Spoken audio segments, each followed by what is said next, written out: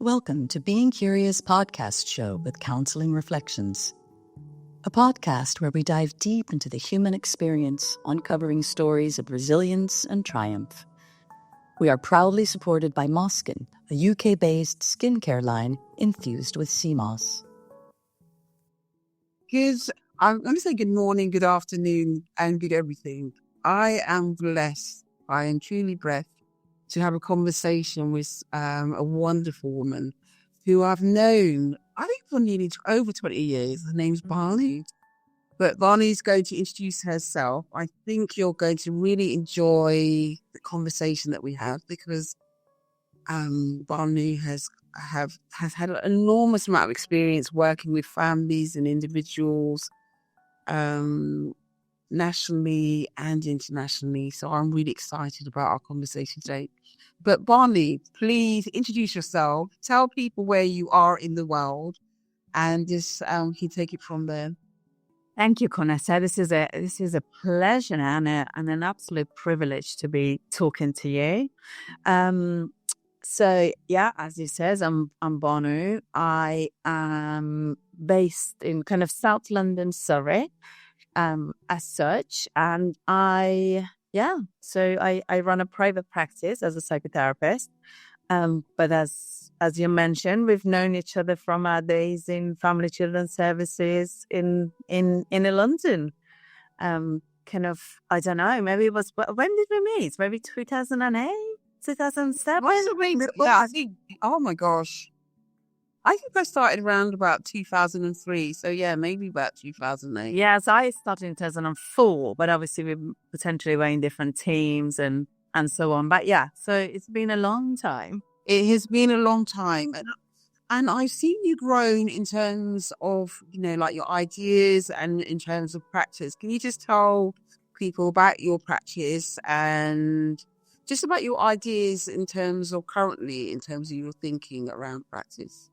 Sure. Yeah. So, yeah, of course. I think I would like to think I've changed and grown from when I was in my early 20s. I'd be concerned if I hadn't.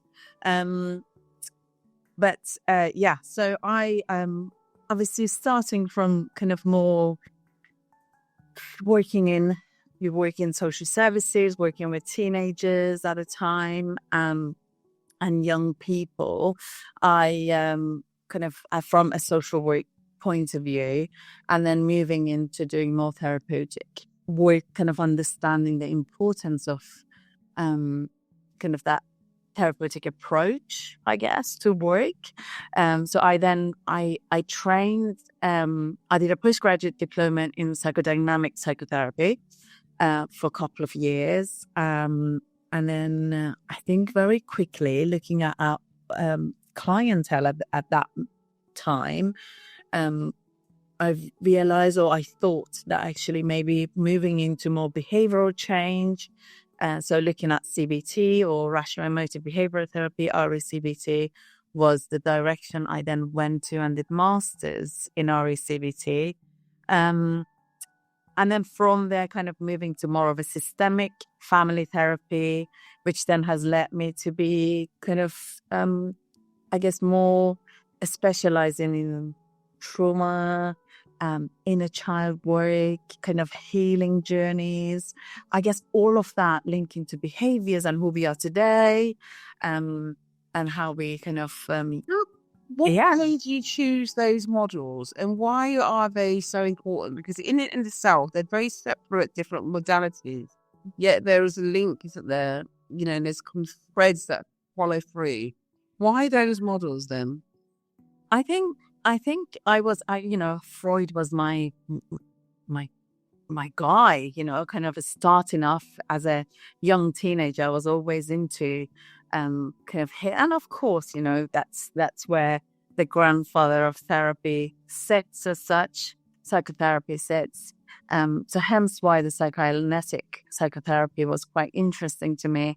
Moving to CBT and kind of rational emotive behavioral therapy was more literally just kind of looking at my practice, looking at my work, and kind of going actually, and the young people we worked with at the time, I remember going, it's all great. Psychoanalytic work is amazing.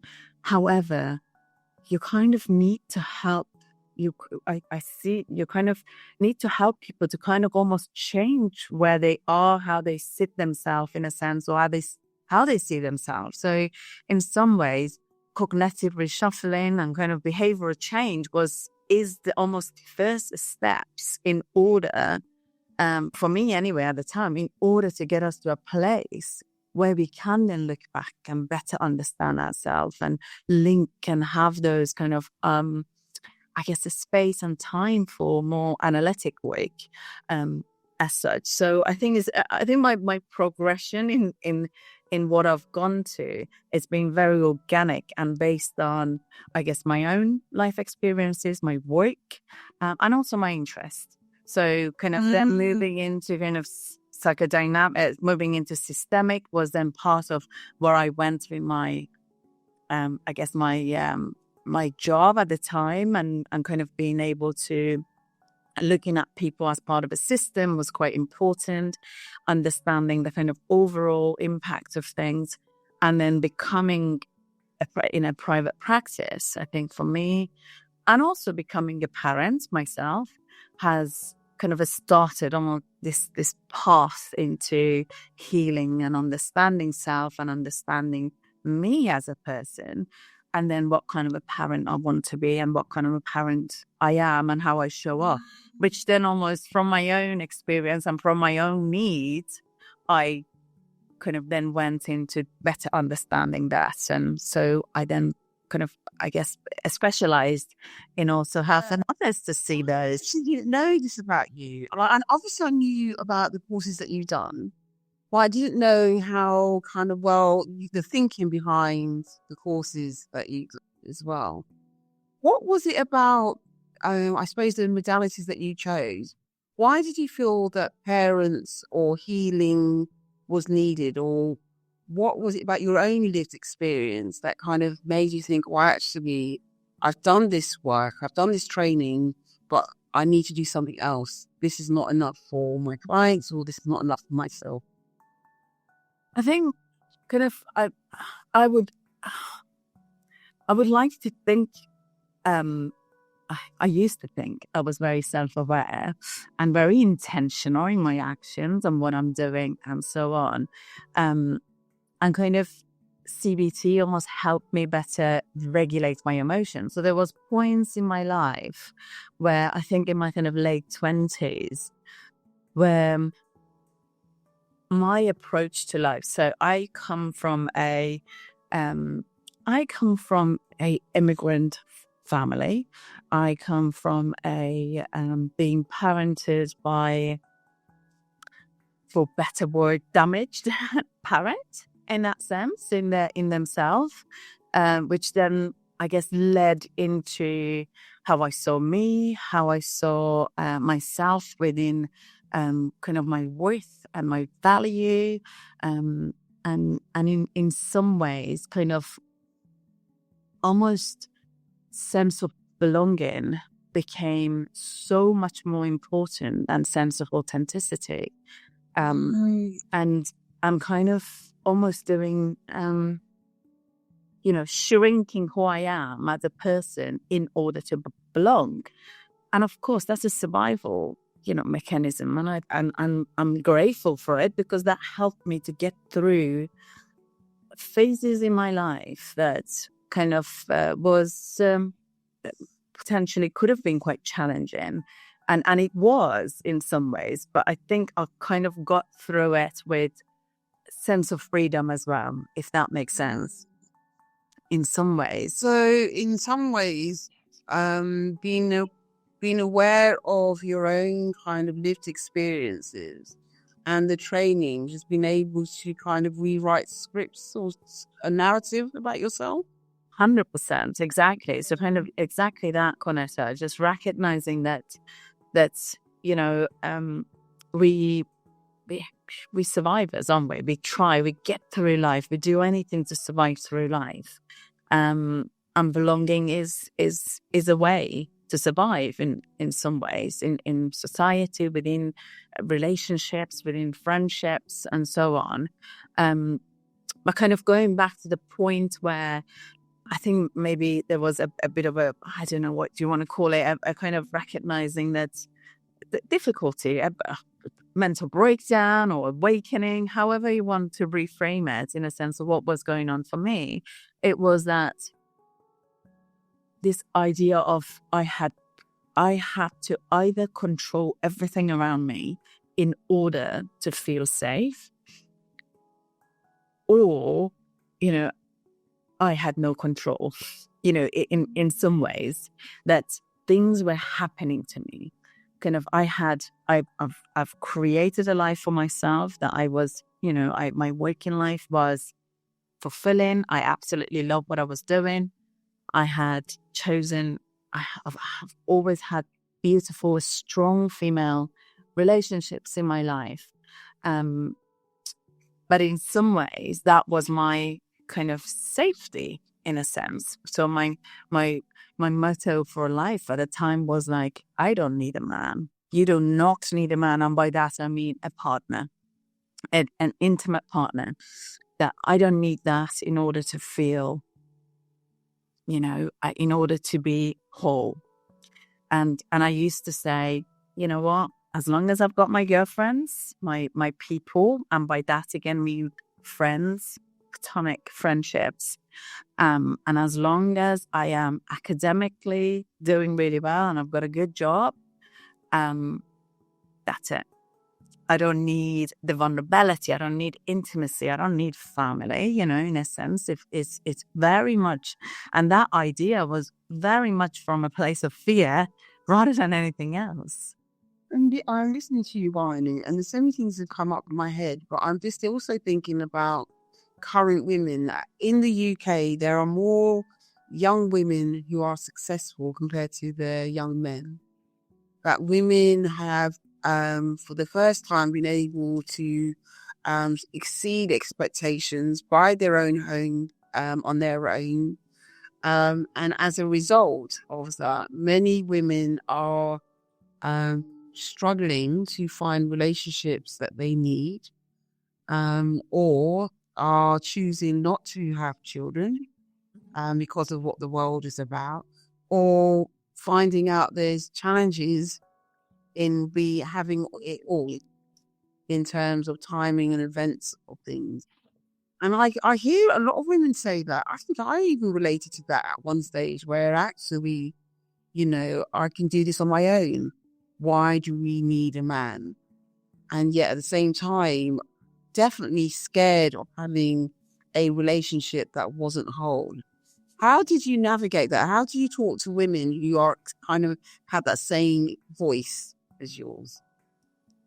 At the time. So I think I think it's important to recognize that there was a point for me where things changed, where my sense of self changed to a degree where I almost allowed myself to be vulnerable, and vulnerability wasn't a weakness. Vulnerability wasn't something to be afraid of.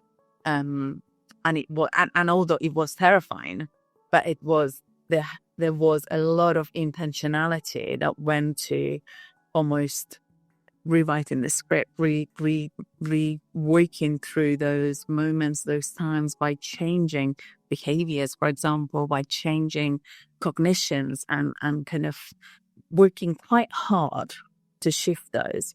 But I think sometimes we think, I would like to call myself a feminist. And unfortunately, the misperception of feminism is almost like somehow there is a better or worse, or there is kind of somehow we don't need kind of men, or, in the society. But it's not. It's about recognizing your own worth within where you are and who you are, and being able to kind of have it all if that's what you want, or allow yourself to have it all if that's your want, or allow yourself to choose in any way, form, or shape you want to, as long as your values. I really love this, what you just said about being vulnerable and giving space to not only yourself, but to allow someone to come into your life. But I think some people get stuck on knowing how to do it because there's so many ideas of what it means to be a woman, or what it means to be feminine, or what it means to be, cis female, whatever it is. How do you be authentically you and allow vulnerability in so that you can share your life, if you choose, with one or other people, and also give space to your own healing? I think, I think great point again is it's not, I don't think there is a formula as such in a sense of going, if you do X, Y, and Z, this is the trajectory you're going to be on. But I think main thing I would say here, it's about allowing yourself to be authentic. So recognizing when is it that we are doing things, saying things, getting involved with things based on what we actually want, or is it what we think we need to do, or what is expected of us, one way or another? So when we, there's, I use sometimes my work or some of the people I have met through the years as example. I used to work with this amazing lady, and there was this idea of this, I am just a kind person. So this kind of very much this narrative, this personality she carried, that she cares, I care about others, it was very much everybody else's emotions and feelings and needs became before hers, but it was almost packaged as, oh, I'm just there for everybody.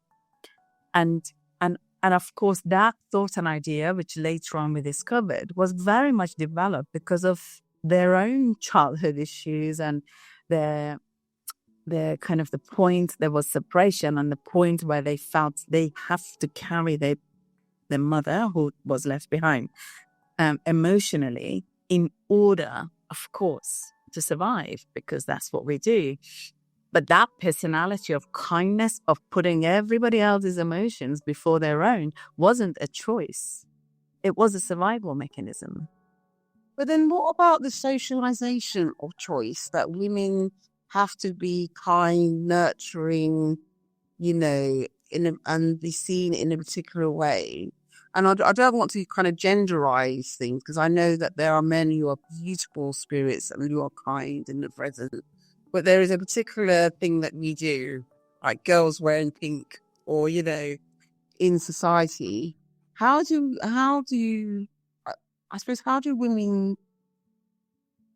we invite ourselves not to kind of carry the labels of our family or our scripts that have been given to us? How do we kind of notice or work or act on those changes that we need? Again, kind of taking it back to intentionality and self-awareness, in a sense of questioning and staying curious and being able to kind of almost pause and go, why am I doing that? Why am I saying yes? Why am I saying automatically no? What else is there? I think that's the point of kind of self-aware, because when we are self-aware and more intentional in our behaviors, then potentially we are able to see the patterns, being intergenerational patterns, being societal expectations that we think we have to live up to or be in a certain way. Or if you want to be an X type of a woman, you cannot be Y type of a woman, in a sense that there is a way to carry yourself, and for you, in a sense that there is these stereotypes.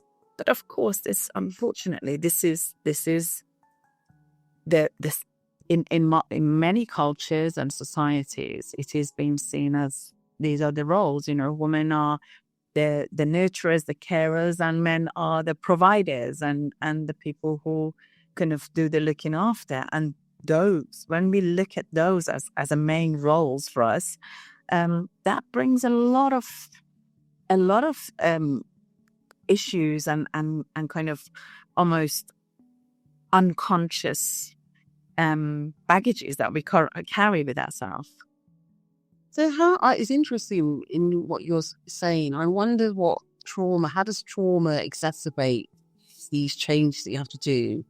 If individuals that you kind of see in society have had a traumatic past, whether it's a small T or large T trauma, how does being aware and making decisions that are intentional get affected when there's a traumatic past? So with trauma, I guess generally with trauma, being, I think being big T or a small T, capital T or a small T as such, it's about recognizing of what behaviors has it, how the trauma has caused you or has needed you to act or be in order to survive. So often people want to find healing or kind of in order to change. But actually, when you look at trauma is disconnection from self. So the healing is connecting to self. So when we are able to actually sit down and recognize, because knowing is our first step. Knowing and naming our trauma is the first step into healing. And being able to kind of highlight those and see those and name them, that's when we can start healing and connecting to ourselves as such. I'm not quite sure if I answered your question. No, I think you're right, isn't it? There's a disconnect. Trauma is a disconnection, isn't there, between your body and your head, or just life in general. And healing is about kind of reconnection and having a sense of understanding who we are internally. But often we're attracted and drawn to other people who have had trauma as well. We trauma bond, in terms of clients, do you often see kind of clients that both partners are struggling with trauma? And how do they heal individually and together, I suppose? I think trauma bonding, it's a very known bonding in relationship, recognizing that there is a trauma bond. And I think sometimes you kind of you meet clients and meet people kind of being absolutely head over heels at the first sight of somebody, and thinking that's authenticity, that's kind of being who they are, that's a soulmate. But actually, I think it's important we stay curious and understand why is it that we suddenly speak the same language even though we don't know each other, really. Why is it? Why did we ever ask that question, Baanu? Why is it? Why is it that we do that? Why is it that we meet our soulmate on a first day and supposedly? So, wait it, supposedly. Suppose. That's interesting, because I kind of think, that's interesting. I think I don't know if I believe in love at first sight, but I know lots of people do, or there's a chemistry. He got me, he laughed at my jokes, or she laughed at my jokes. We done the same things. I think there's a difference between kind of this love at first sight in terms of lust and in terms of kind of attraction. Oxytocin. It's beautiful, isn't it? It's amazing. But this idea of soulmate is idea of kind of that as I describe it as speaking the same language. It is I think it's important that we stay curious of why that is, because this is where trauma bonding bonds us. Oh my gosh. You know what? You don't think I'll learn this, but that's kind of interesting, isn't it? But actually, at a point where we are connecting with someone, we're not asking those questions, are we? But the trauma bonding is. The trauma is recognizing the other person and whatever it is that we're drawn to, the bonding is drawing us there. And so therefore then I wonder then is sometimes it's too late to kind of change our behaviors, because the bond is quite intense, isn't it? It really kind of gels. I think as a hopeless romantic, I would like to always think we can work through things. We can work through things. We can work through things together. But in order to work through things together, we have to work through things internally and within ourselves. And I think being able to recognize that actually, in order to have a healthy relationship, we have to know what triggers us. And what triggers us is often underlying kind of unmet needs or other issues that triggers us. And that's ours. That's, in like, for example, I often use with couples, the kind of the issues around, I don't know, wet towel being left on the bathroom floor and it becoming the problem of the household. But when you actually look at it, what does that say? What are you saying to, what are we saying to ourselves of my partner leaving the towel on the floor, even though I've asked them not to? Because it's hardly to do with a towel, to be quite honest, isn't it? Because the towel's inanimate objects, isn't it? So the towel in itself, but the towel symbolizes maybe attitudes or values within the list. So what happens then for those of us who have children and want to be parents? And so we're bonding with someone, we've got our own traumas and we're bringing them with us in our relationship as couples. And often, before we know it, we've got children. How does that play out in terms of our approaches and our parenting styles? I think you're quite right. I think most people who are, I guess, privileged enough to be able to make a decision or not to want a family and want a child and being able to have it, potentially there is less maybe thought process about what that means in terms of how does our traumas play a part in what we are and who we are. And I think with the work we used to do, Conetta, with young people, one of the things that stuck with me very often was, this young children who were taken into care and then becoming kind of teenagers and older teenagers themselves. Always the narrative was, I wasn't loved or cared for, hence why I am going to have a child so I can love and care for. But we know that is not what's going to happen, because there is a lot of work needs to go into, because just loving a child is not enough. It's interesting you saying that, because I grew up in care, and so most people who are kind of briefly spoken about me grew up in care. And I think you're right. On the other hand, I was a bit too scared to have children because I was scared of what would come out or who I would be as a parent.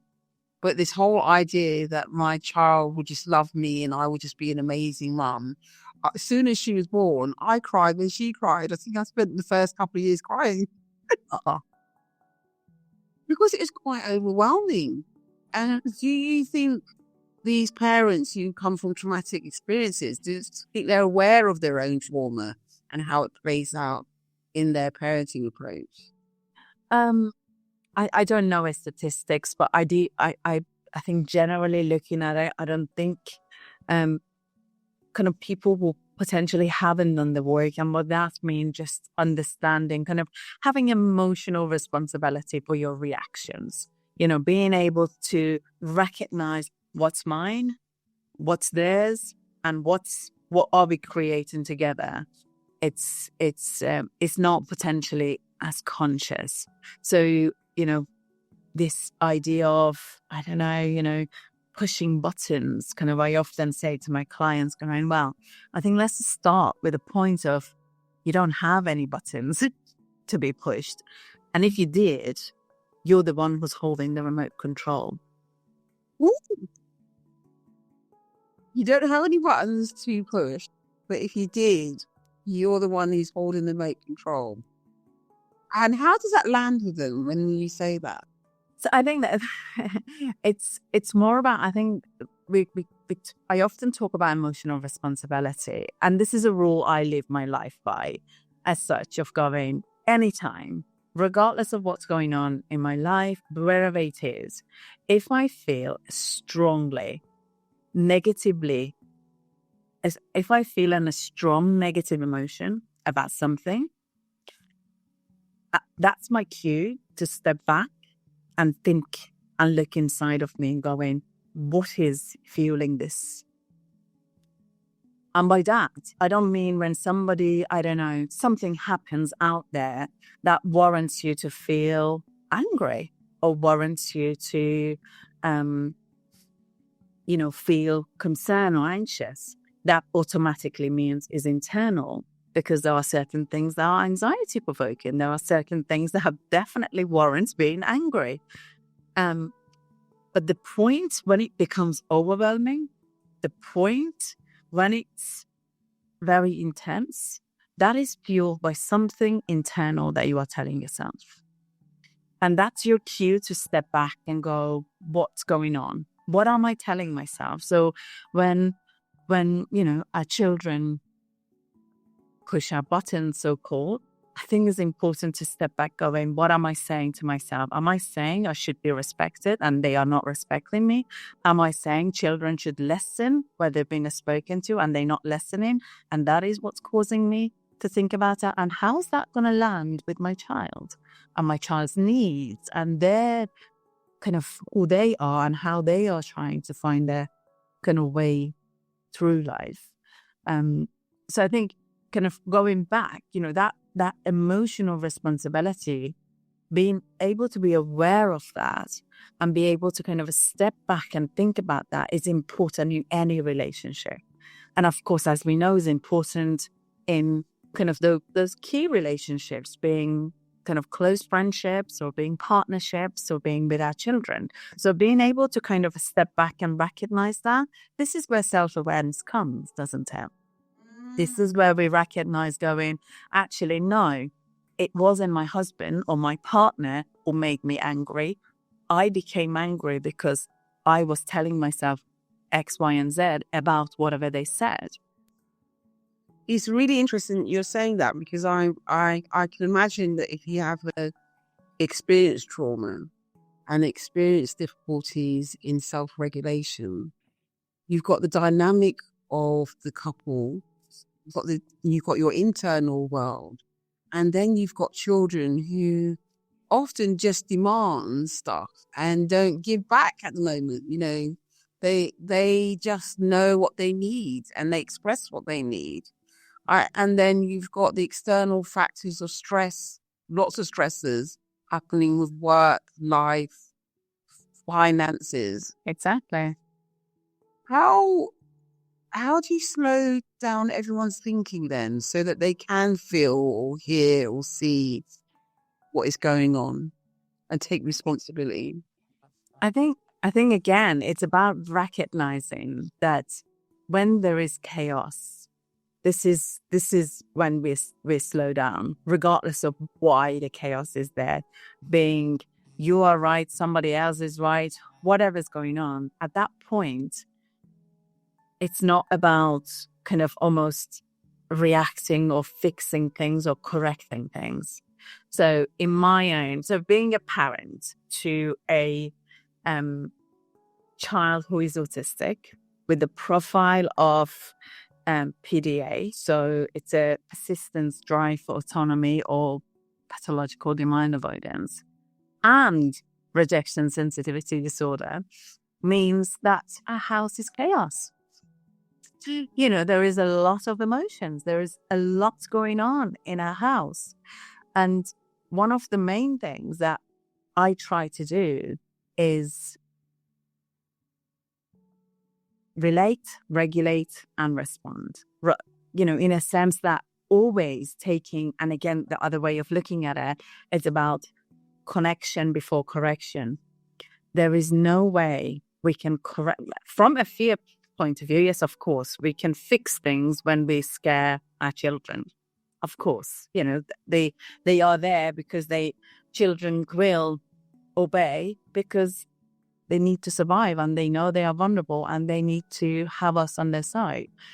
So if we don't want a child whose behavior is fear-based, then it's about being able to not focus on the behavior, but focus on the connection with that child. So underneath every behavior, whatever's going on, there is generally some sort of an unmet need. And if we can identify that, that's when we can start correcting things. So when there is chaos, it's not about correcting things. It's about doing whatever you need to do in order to connect as a family, even if that means we have to park whatever's going on in that moment of time. And that's difficult. It's not easy. I can absolutely, I'm listening to you and I'm absolutely really fascinated because I think you're right in terms of the connection and slowing things down and trying to understand what the child is saying from a child's point of view. It's almost like you're kneeling at their height so that you can get to the level where they're understanding. But I'm also aware that parents might struggle to do that, not because they don't want to do that, because they get dysregulated by the demands of a child that has additional needs. How do we help each other if we've also got our own issues going on? And I think that's, I don't think it's necessarily just children with additional needs. Children are children. And if we are if we've done our job well, they are going to misbehave. Yes. They are going to misbehave, and that's not necessarily, and it's obviously it's not that binary, but it's not, it's not that it's a good thing or a bad thing. It's just about recognizing that there is this connection, what's going on, and as the older person, as a parent, recognizing I'm disconnected, they disconnected, we all dysregulated. So instead of trying to fix the problem, is just sit with it. And that doesn't mean to stop kind of navigating and negotiating the problem or what's going on, who did said and what was going on. It's about going, I think we all just need to sit down and just, I don't know, watch an episode of Bluey. Or we all need to just kind of sit down and do something together. Let's bake. Whatever it is, whatever's your family into. Or let's go for a walk. Let's take the dog for a walk. Let's just, I don't know, go to a soft play. And once we've regulated, once we are out of that fight or flight, everybody, all of us, we all need to be out of fight or flight. Then we can start using an executive functioning to kind of correct things and go, you know what? Mommy did this. Mommy acted like that, and that wasn't right because this was going on for mommy and this was going on here. So these are the rules of the house. That's ultimately, we all have our rules, That is interesting because you're inviting us to come back into our body before we deal with the behavioral issues, that we can't do anything unless we connect with each other. And in that instance, it's about not attending to the complaint or the issue straight away, but just kind of having some time out, whether that's making a cake or watching TV, and then always addressing it sounds like. Always. So what about teenagers? I can see this happening really well with like under 11 in primary school. I wonder if this problem. But teenagers who are coming into their own sense of self and the hormones, how does this idea work? I think, again, in a same way of respect. I think respect, being from a kind of Middle Eastern background and being from an immigrant background and being a 70s child, amongst other things, one of the things was kind of drumming to me was that respect. You respect your parents, no matter, or elderly, no matter what. But actually, I think if we were to start from, we need to respect our children. And we need to respect their needs for autonomy. That doesn't mean Respect our children. And that doesn't mean we let them do whatever they want. Of course not, because we need to also safeguard them and support them. But I do believe there is a way to validate our children's need for autonomy. And when we validate people, when we validate anyone actually, when we validate our children, hopefully they feel seen, heard, and understood. And once we've got them there, then we put down boundaries and discipline, or discipline, not discipline, kind of what's right or what we want, because we all have values. We all have our own, being cultural or family values that we want to kind of live our life by. It's really interesting. I'm listening to you, and I think in terms of my parent approach was always listening to my daughter at the time. I used to get her from a young age to choose her clothes. And even if it was mismatched and chaotic and it was winter clothes in the summer, I would allow her to have choice. And even when there was like big decisions of whether we stayed in the UK or travelled, I always wanted her to have a say. And I'm always surprised that she actually turned out to be a secure person. But I think it's kind of helped. But I do wonder about, people. I lived in a slower time where I could spend a lot of time with my child. But I wonder now where people have to work long hours and money is tight. And so they do have a desire to do what you said, slow it all down. But life gets in the way, demands of life gets in the way. How do we invite people to slow things down? I think, again, goes back into the kind of intentionality. I always, it's always, we need to be mindful that actually the careers we choose, the work that we do, it's a choice. Sometimes it's not an easy choice, but it's still a choice. Recognizing that, that's kind of, some people do need to work, very long hours in the day in order to bring, financial stability, or, whatever it is that the family needs. But being able to recognize that that's a choice, then it's about choosing to the time you have, even if it is half a day a week, that we're going to spend that being mindful of our children's needs or our family's needs, but spend that intentionally. I think, unfortunately, these days, what I see, or what we see a lot, that we are physically there for our children or for our family or for our partner, but actually our mind is in our phone. Yes. I do wonder, I can't sound old, but I do wonder when I'm on the bus and I see lots of parents on their phone or giving the child the iPad. I do wonder about what those children's experience is going to be like and how connected with each other they're going to be. I think it's important to, again, recognize, that ultimately, we've got to do what we got to do in order to get through the day as parents. But one thing I would say, being intentional about it, in a sense that actually, our children do need connection. They need to learn to manage their own emotions, regulate, but they only can learn to regulate if you co-regulate. So that's the...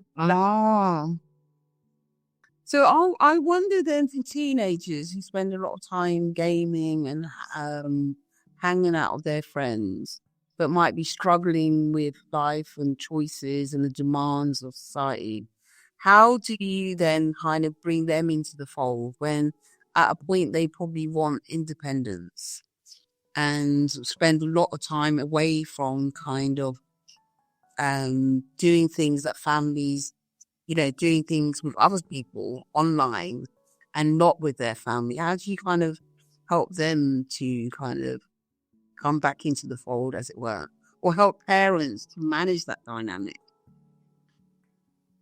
I think again, it's about kind of giving time, giving boundaries, in a sense of going, actually, yeah, if that's what they into, that's what they like, then that's where they want to be. But actually, there is a limit to it.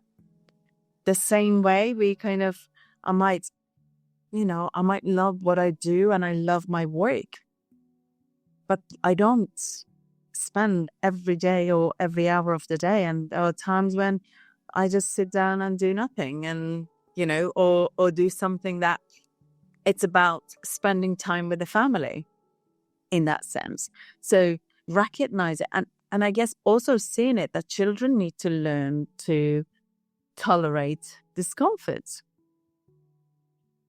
Children need to learn to tolerate discomfort. Can you explain that a bit? What does that mean? Like? Children, so in a sense that sometimes it is uncomfortable to do something that we don't want to do. But just that because seems like you're swearing, Baanu, because I think sometimes people have a sense that actually, or children have a sense that actually you shouldn't feel uncomfortable. But that you kind of need to kind of feel good all the time and not feel unsafe or not feel.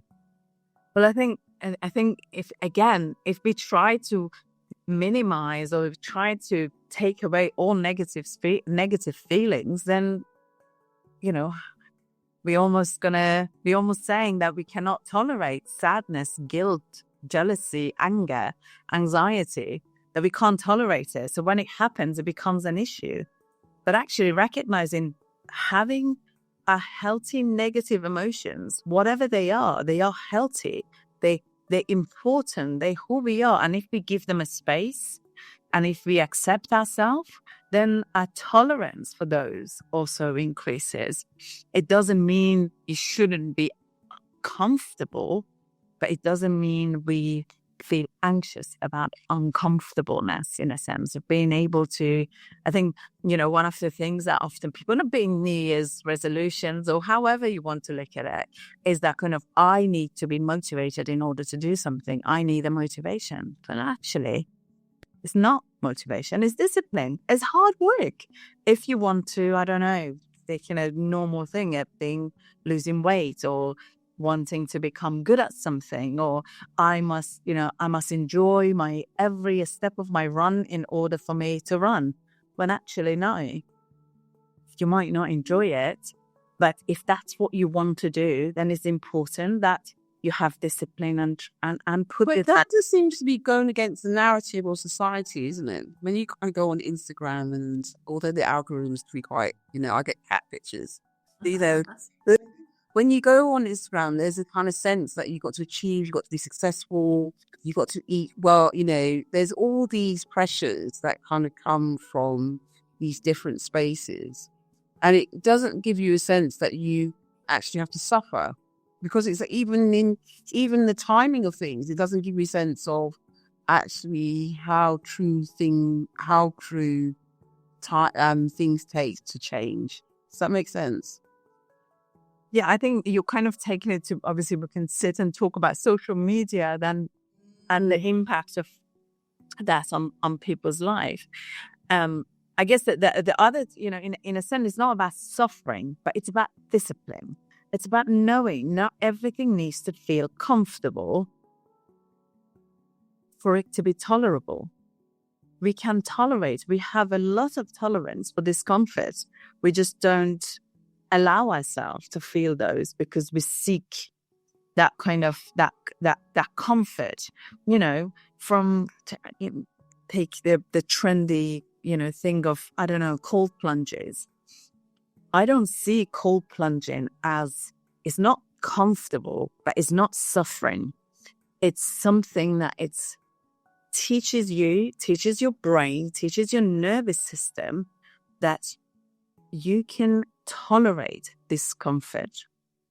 And that is how we create, that is how emotional resilience to challenges develops, when we actually, by choice, put ourselves in uncomfortable positions.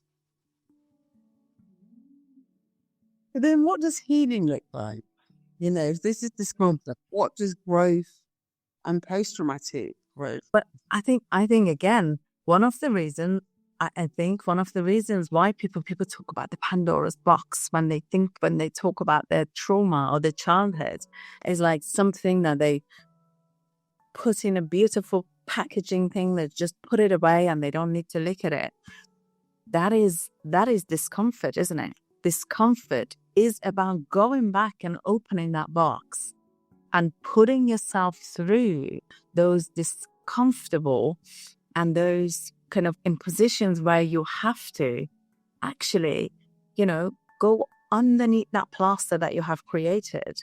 And healing happens when you can tolerate, when, for example, you are able to move away from shame, because shame, it's inherently connected to trauma. So if we remove the shame, if we recognize it and we kind of go, you know what, there is a lot of uncomfortable events, things about me that has happened to me, that went on for me. And if I can tolerate the discomfort of actually working through it, that is when you get to healing. Ooh. That is so beautiful in terms of actually placing our fears, looking at the problem, working through the layers in like an onion, enables us at some point to get to a healing space. And so that's where the growth is. It's actually being in the discomfort, not in the safety of our behaviors. Precisely. Exactly. What steps do we need to take? Like, why is it that everyone's not running towards it as a way of kind of growing? Why aren't we kind of wanting to kind of heal? Our clients say they want to heal, but what is it? What is the barrier, I suppose? I'm asking. I think often the barrier is the fear, and it is shame. It's about even acknowledgement. It's guilt. So often, pretty much 8 out of 10 clients that I see that I work with about their trauma and their childhood, the first thing they need to say is that I had a great childhood. My parents are great. They did the best they could. I was loved. Don't get that wrong. And it's kind of, he's almost going, okay, let's get through that. Yes, there were all of that.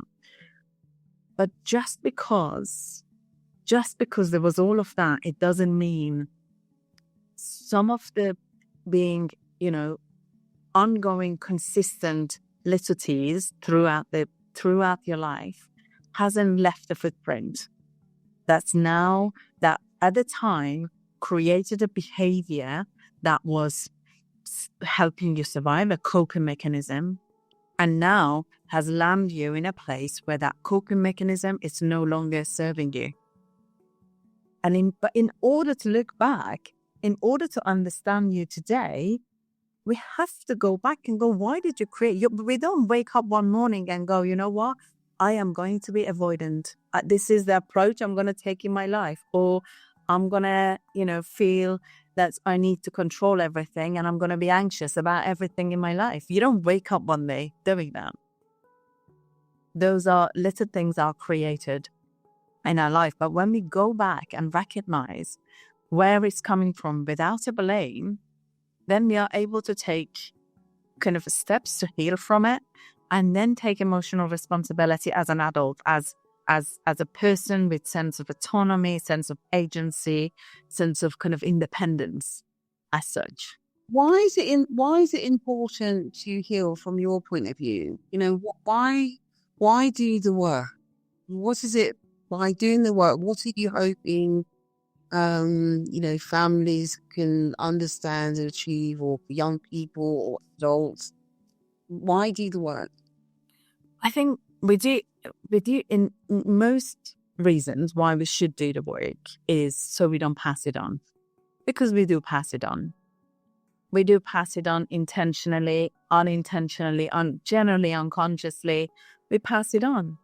So I think it's our almost kind of seeing it, that what we went through as the traumas that we went through, that's not our fault. There is nothing we can do about it.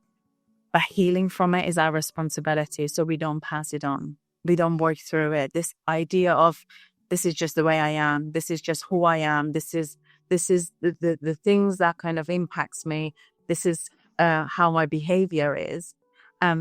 I think it's hiding behind what's actually going on for you. So it is important to heal so we don't pass it on.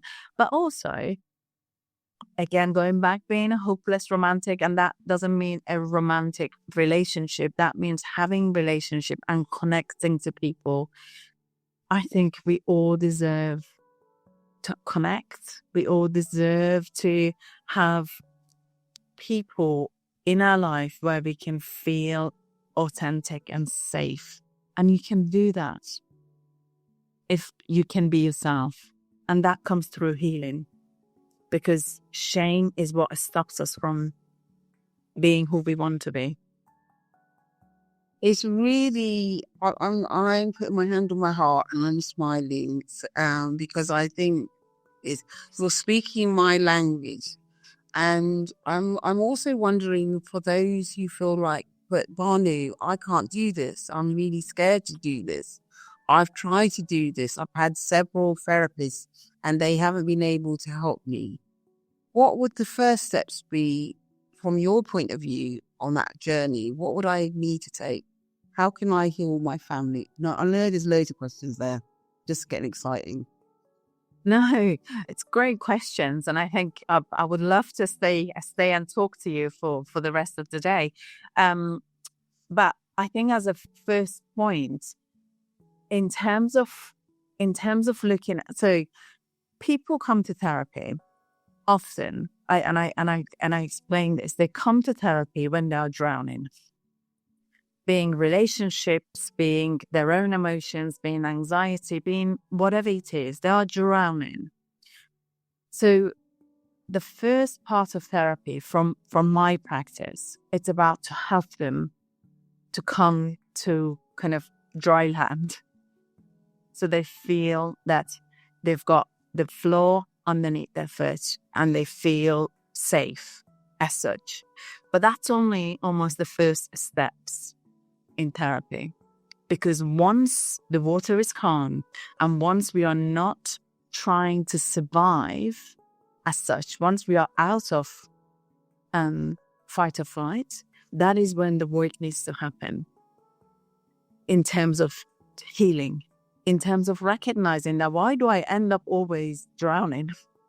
Because people come to therapy, they are drowning, they get on their clean slate with normal triggers and whatnot in life, but they've got in control, and then they go, thank you very much, bye, and then they leave. And don't get me wrong, these are modalities that some people use, and that's all they're there to do, to get you to a dry land. But recognizing that's the point where we actually then need to stop working, to do the deeper down work in order to keep recognizing the patterns, in order to keep recognizing why do we end up where we end up every now and again, about different reasons, but actually the emotions are the same. So in some ways, healing is that. Healing, we need to do the healing work once we are emotionally regulated, once we have an ability to regulate ourselves. I can see why your training has been really invaluable. The choices of training that you've chosen over the years, because actually all those unique processes made you very interested. And so that actually there are lots of ways you can actually help individuals, couples and families and young people, and in terms of working through their material, their life events. Where can we find you? Where are you? Do you do in person? Are you online? Where can we find you in the world? Yeah, I am kind of mostly online. I think I have to say that's probably maybe 70% online. And I do also have a private practice. So I try to see families and couples in my private practice in person as much as I can. And then and also one-to-ones actually. But yeah, so you can find me in South London, Surrey area. And then you can find me online. Yeah. And what's your practice name? Oh, it's just my surname. So Baanu Irvine Counselling and Psychotherapy Services. So yeah, you can check me out. I'm on all the directories, I believe. Baanu, absolutely thank you for helping us kind of navigate the transitions of kind of working with individuals, working with couples, some of the challenges around trauma bonding. There's a sense of like accountability, what does it mean to kind of hold to your account, and the readiness for change and the work of sitting with discomfort so that you can get to a point of healing. Thank you very much for being with me today on Being Curious with Counselling Reflections. I really appreciate your time and your talents. Oh, thank you so much. No, thank you, Cornetta. It's been an absolute pleasure and my privilege to chat with you. I started this going, not sure what I've got to talk about, and before you know it, the time's up. So that's a comment to you and how amazing you are in creating a very safer space, Cornetta. Oh, thank you very much.